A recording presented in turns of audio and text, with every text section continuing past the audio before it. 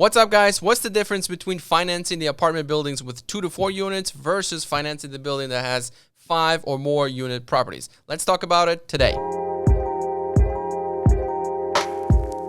So one of the biggest differences between financing 2 to 4 unit building and a building that has 5 or more units, 1 to 4 unit building is called residential. The other one is commercial.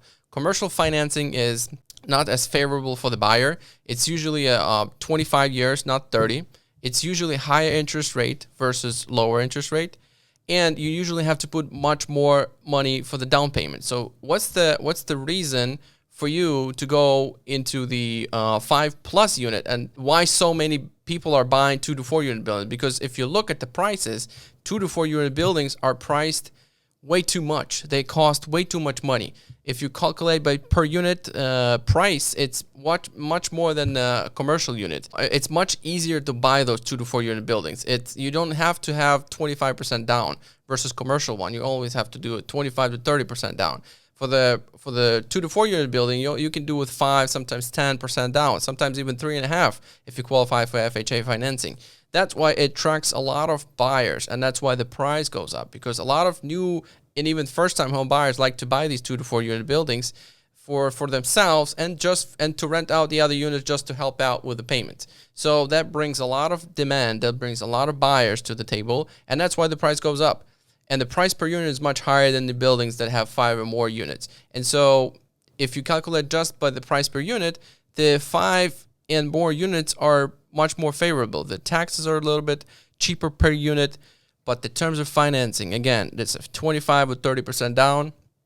Interest rates are usually higher, probably around 1% more than for the residential financing.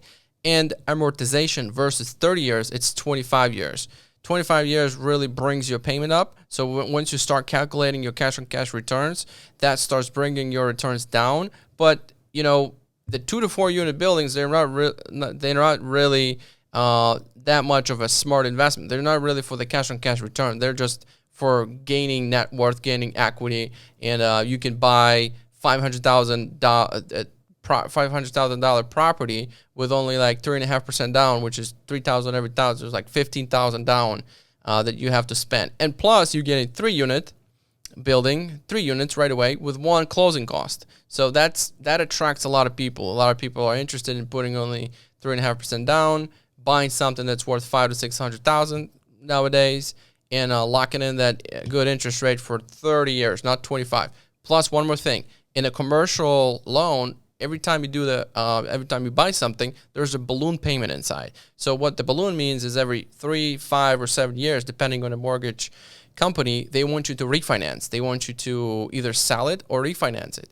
And sometimes when the interest rates goes up and the returns come down, you will have to bring the money to the table. So that's the difference because the bank wants you to always have 25% capital in the deal. So if the prices come down because interest rates went up, the market's shifted, then you don't have 25% equity. That's why you have to bring the money to the table. That's a different game, and a lot of people try to stick to residential financing. That's a 30-year fix. You don't have to refinance until it's 30 years later. So hope that helps. Thanks so much for watching. See you next time.